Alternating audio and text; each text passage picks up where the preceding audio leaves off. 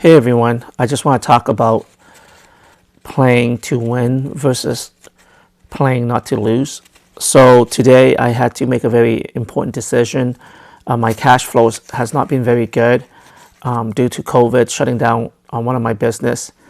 And so one of my side hustle is designing website, and there's a software I use, and it costs about $200 a year. When the software first got introduced, it was like $99 for unlimited websites that you can use the software on.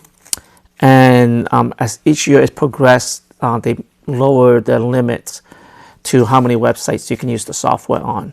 So I've been using the software now for 2 years, and the last year I bought the software. It was for $200 you can use the software on 1,000 websites. Well, last night, if I didn't renew my yearly membership, it would have jumped to $350 to use the software on 1,000 websites. Now I currently use the software on 25 websites, and to use the software on 25 websites using the new pricing would have cost me $200. So I had to really make an important decision last night. I didn't really have $200, and I mean I had enough for mortgage, but I had to decide to use a portion of it for my mortgage money to use the software. And I kept on thinking to myself, maybe I don't need to buy the software, but then I already have 25 websites using the software, and if I don't have the latest version and I have to update my website might crash. So I had to make the very important decision. If I didn't update the website tonight, if I choose to update it again, it would have cost me $200 for 25 websites instead of $200 for 1,000 websites.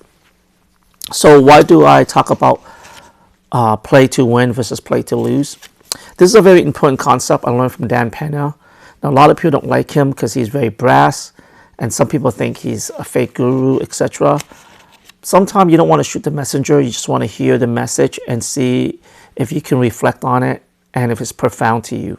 So he goes, play to win, not to lose. And that's a very important lesson. I discovered it when I first listened to him, and then I realized that a lot of time in my life, I play to not to lose, and I don't play to win. And therefore, I make decisions that doesn't allow me to go farther than I could. And so here's an example. About 5 years ago, I took this UX UI design course. And basically my classmates were new at this subject matter, and they were all basically hesitant and bitching and whining about spending $9 a month on web hosting. And at that time I was spending about $50 a month because I was already doing web design, and I bought a reseller account where I can buy like a large amount of space and bandwidth, and then I would just allocate it to different clients. And I told them, listen, you cannot think about not spending that $9, because if you want to be a web designer, you have to know how to host a file, about bandwidth and all these things. If you just do it if you don't invest that $9, you'll never learn how to do it. And a lot of these guys were very hesitant on spending $9 a month. So in a way, they were playing not to lose, right? Instead of thinking, you know what, for that $9, I can learn how to build a website. And the potential earning, if I'm really good at it, can be quite significant.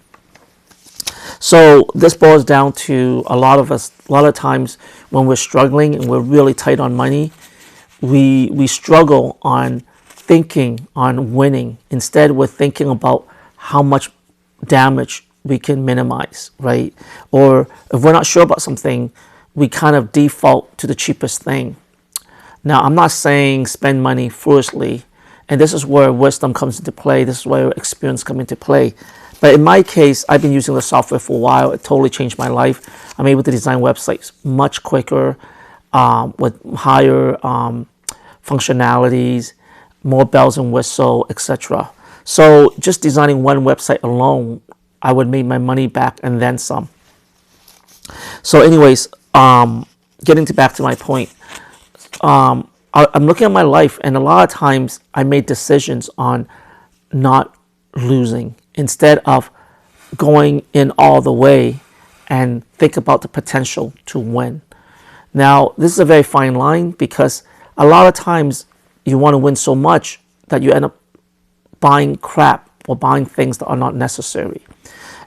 So they're like vanity things, right? So for example, let's just say you buy a camera and you don't even know how to use the basic feature of one camera, right? It might cost you maybe $500, and you jump all the way to like an $8,000 camera, you know what I mean?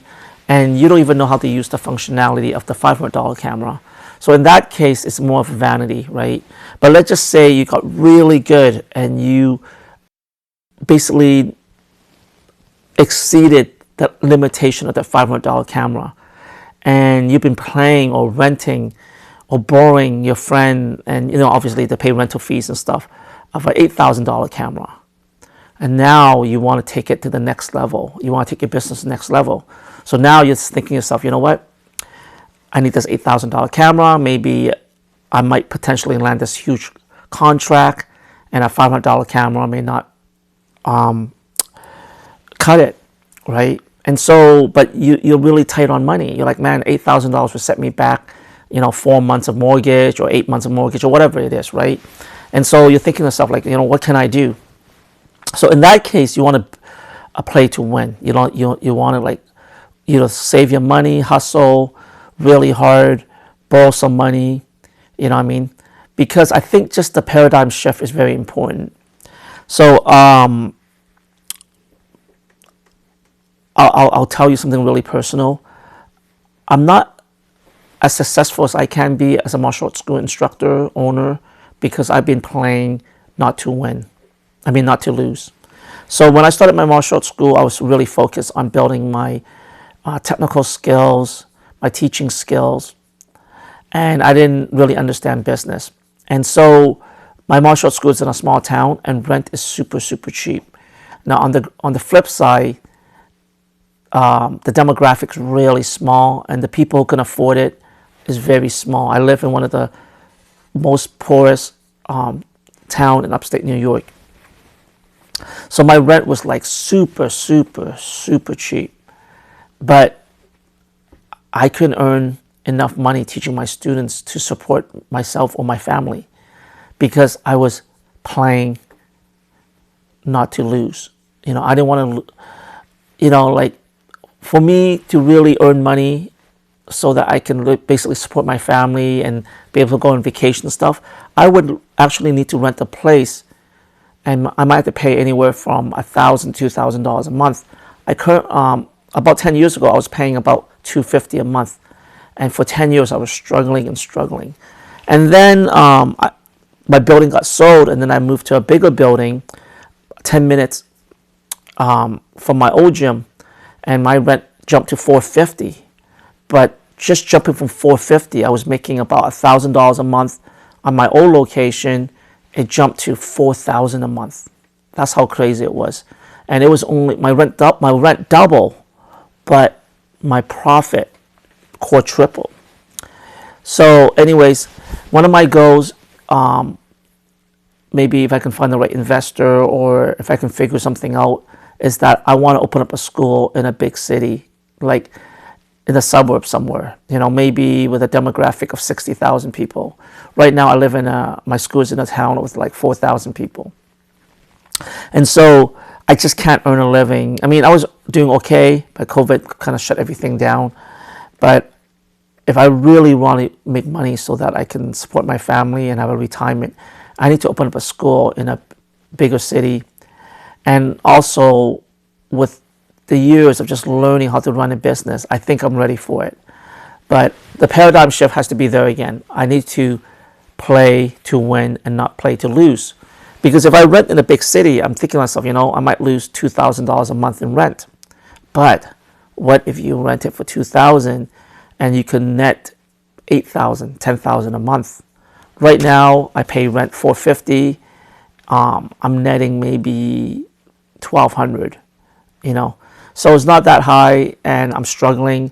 And I was actually making more than that, but COVID came along, and I haven't been able to recover about 70% of my students.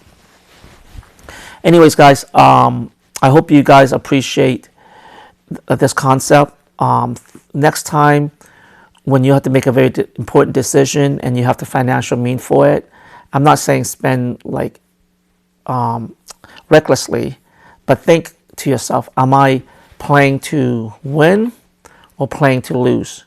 If I do this, or if I invest in this equipment or this venture or this real estate, is my chance of winning much, much higher? And if I do win, is my outcome like significantly bigger than if I play it safe? I mean, I may play it safe and I may not lose, but I can't jump to the next level, and I'm always going to be living from hand to mouth.